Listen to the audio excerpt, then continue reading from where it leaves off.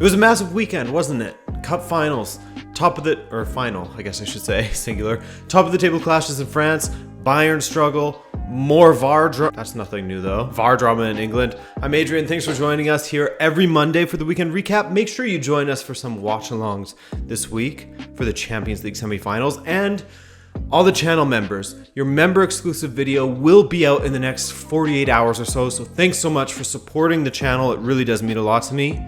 Let's start in the Premier League. The Premier League referees continue to drag VAR through the mud this weekend, continuing to misuse it and cause even more distaste for the technology.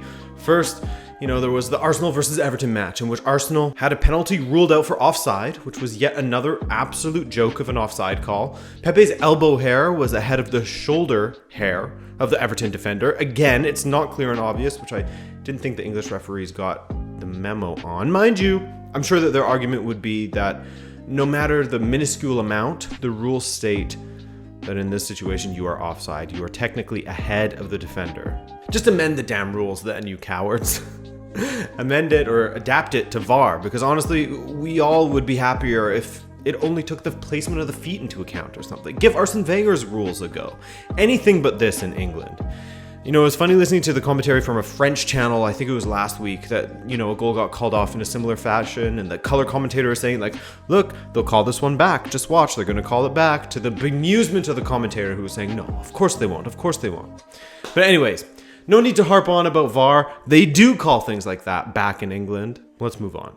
And just to feed the fury of the already furious Arsenal supporters who are pissed at the owners of the club, the fashion in which Richarlison scored the winner in this game for an uninspiring Everton side will have hurt them even more. He hit the ball across the six, it went off of Leno and in. Arsenal lose 1-0 at home, and now you have to wonder if they'll even make it into the Europa League spots with 5 matches to go. Their only hope for European football may just be winning the Europa League, but they have to get through Unai Emery and Villarreal first. So we had VAR-troversy, no surprises there, plus Liverpool's attack letting them down once again, which is, no surprises there either. Through a mix of saves from Dubravka, some good ones at that, hitting the woodwork and just poor finishing, Liverpool were held to a 1-1 draw at home against Newcastle United. And yeah, at home, at Anfield, again, they're misfiring. Chelsea just edged West Ham in a tightly contested match that, yes, saw another bogus call thanks to VAR. As Balbuena was clearing the ball, his follow-through saw his foot land on the leg of Chilwell. But, it begs the question of, once again, was this a clear and obvious miss from the referee? I don't think so. How else is Balbuena supposed to clear the ball? It's one of those instances where at regular speed, it's completely normal. You follow through as you're clearing the ball, but when you take screenshots of it and you play it in slow motion, you could convince someone that this was an egregious foul if you just showed them a picture of it. It wasn't though. It was just a guy clearing the ball. And another guy just so happened to be running across him as he did so, and so we got some studs on the leg. A bit of a shame for West Ham as, they were pushing in that second half, but the red card killed the game, and Chelsea took control for the last 10 minutes. Oh, and we saw Timo Werner score for Chelsea, which is huge for his self-confidence, but that miss he had with Fabianski at his mercy from about 5-6 yards out in the second half, maybe that will have hurt his confidence a bit. I don't know, at least he had a sense of humor about it after the game. 1-0 Chelsea. Manchester United and Leeds played out a goalless draw in the Roses rivalry. Leeds versus Manchester United. A draw that wasn't a fantastic watch, to be honest. Neither team looked like they were well and truly up for it. It's funny because before this match, Ole Gunnar Solskjaer was saying, no way it's going to be 0-0. There's no way. And then it's 0-0. The other United, Sheffield United, got a victory. Yes, Sheffield United defeated Brighton this weekend with David McGoldrick finally finding his finishing to win the match for his side. Big up Sheffield United. Burnley, they got a massive win as well in their quest to sort of distance themselves from those headed toward relegation. Dyche and the boys got a 4-0 win away to Wolves. What a day to forget for Nuno. This season has been a bit of a blip for Nuno in his Wolves career. Maybe the magic is fading a bit, or maybe it's just exactly that, a blip. All managers seem to have them when they're with the club for an extended period of time. And without Raul Jimenez, I think the season speaks to how big Raul Jimenez is for this side and the class he brings to their attack. It's no wonder they're struggling. That loss leaves Wolves in 12th with their chances at European football fading fast. Maybe they needed that though after the incredibly long season they had last season.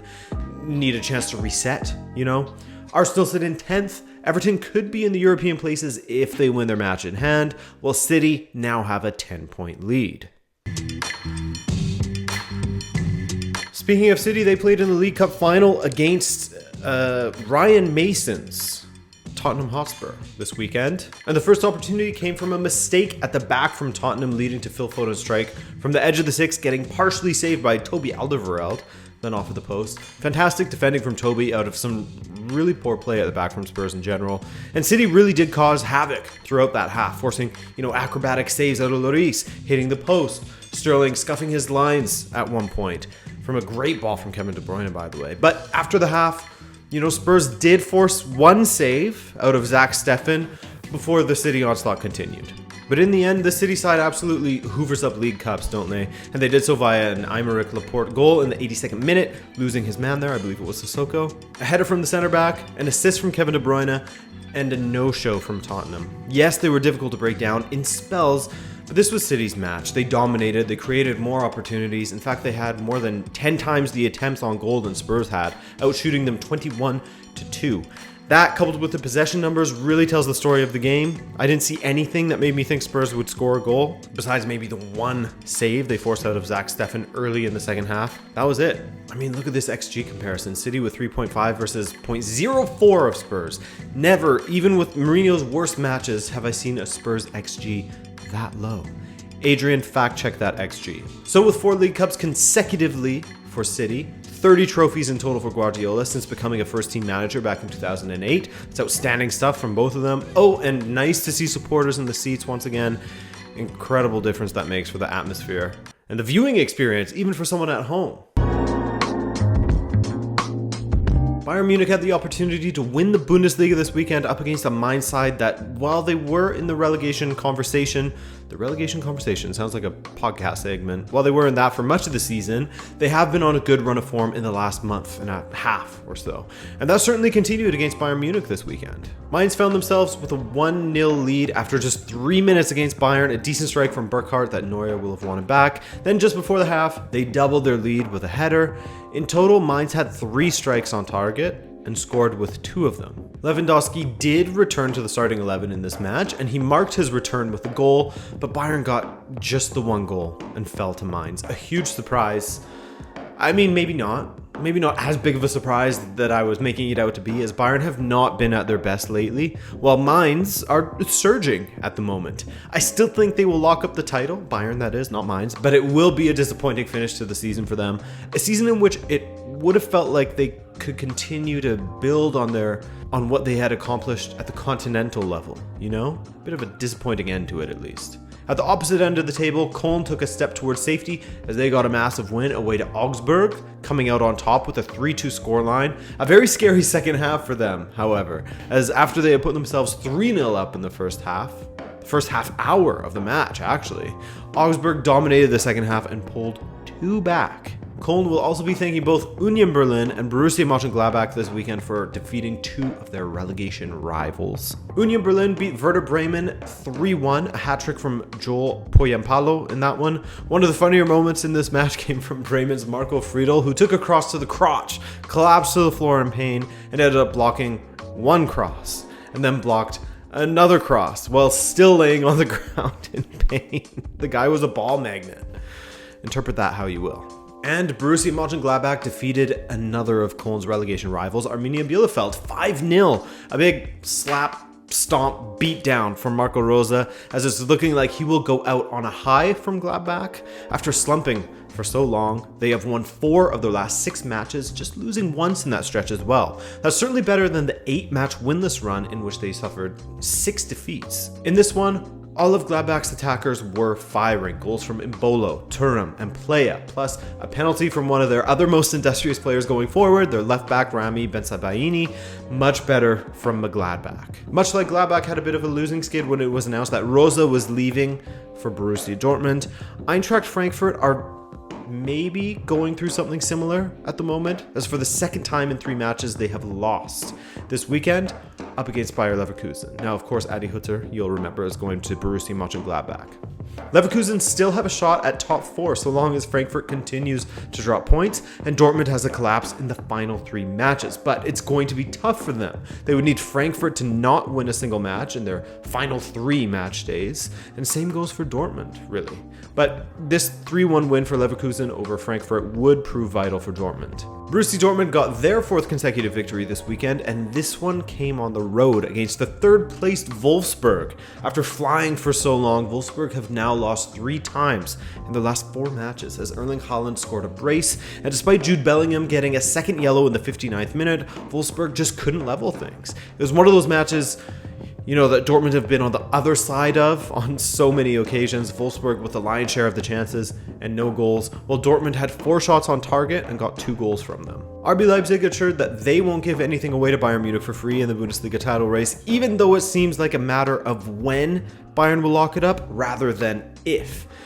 But all the same, Leipzig won 2-0 over Stuttgart, as Stuttgart were basically condemned to their fate 14 minutes in when Ahmada was sent off. Unfortunate for them.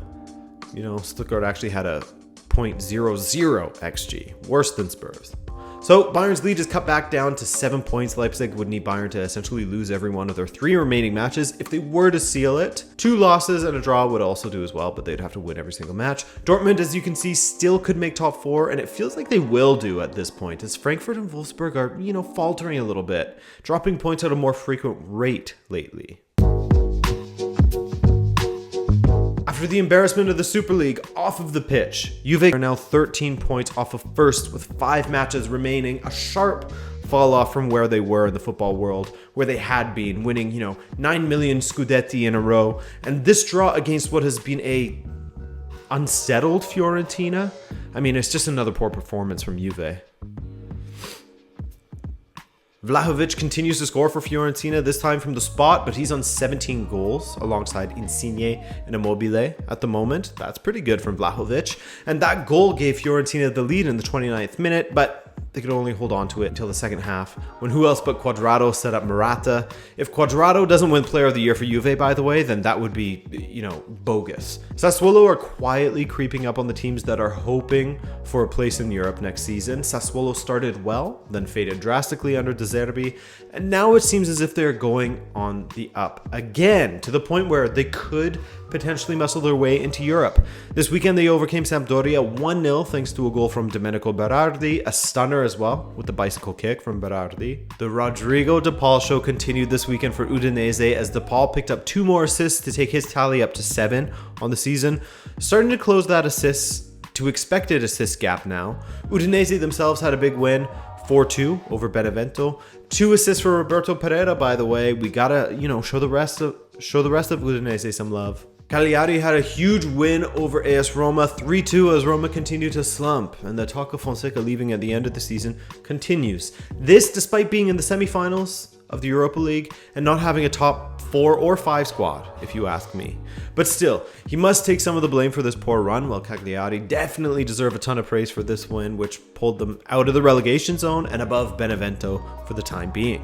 Inter took another step toward the title as they won 1-0 once again.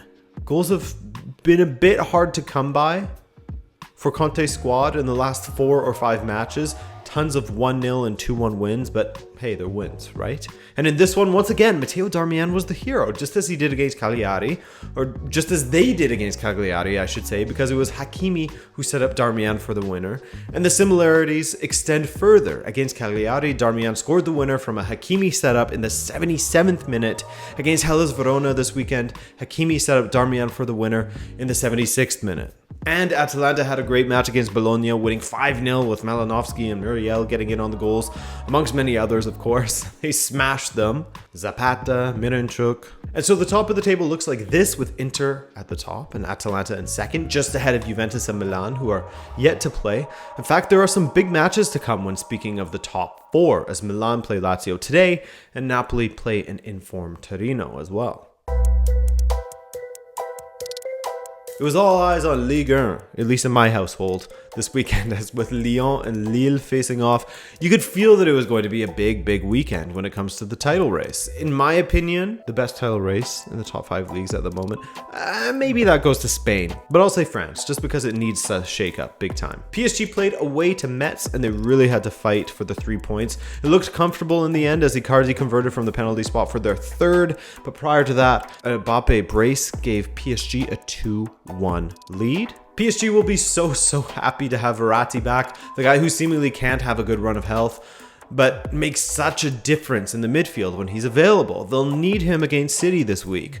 By the way, we're at the point where we'll consider the matches that each contender has remaining, and PSG has to play Lens, not easy, Rennes, Reims, and Brest. Kovac continues to fight for the title in France as his Monaco side are on an incredible run, including the Coupe de France. Monaco have won 7 consecutive matches, and they haven't conceded a goal since March 3rd, which was the last time they lost, by the way. This weekend they beat Angers 1-0 with a late-ish winner from Wissam Ben Yedder in the 79th minute. Fantastic run from Monaco, and they don't have an easy finish to the season. They play Lyon, Reims, who they should batter, Rennes, and Lens, a tough side indeed. Lens holding all the cards in this title race. We'll get to the big match later, but a check-in on some of the other teams. Marseille won 3-1 away to Reims as they are now 4 matches undefeated. Marseille, that is. After that meltdown back in January, things are looking better for them, which is nice to see. They're closing in on a Europa League qualification potentially if they continue on this trajectory. And Lens, who like I sort of alluded to, have some very difficult matches to close out the season, suffer a few losses along the way to help out Marseille. And of course, Lyon and Lille played out a fantastic match. This one was extremely entertaining.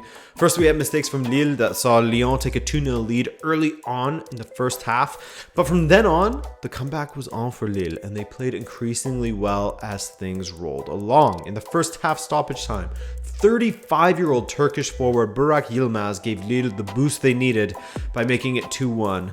And the second half was entirely Lille. By the way, Yilmaz at 35, just bombing up and down the pitch. Incredible to see. Jonathan David tied things up in the 60th minute with an assist from Yilmaz, and Lille swarmed around the Lyon goal from then on, and wouldn't you know it, who else but Yilmaz was the man to win it for Lille and complete the comeback from 2-0 down to a 3-2 win away to Lyon, a massive performance during one of the tightest 4-way title races in Europe.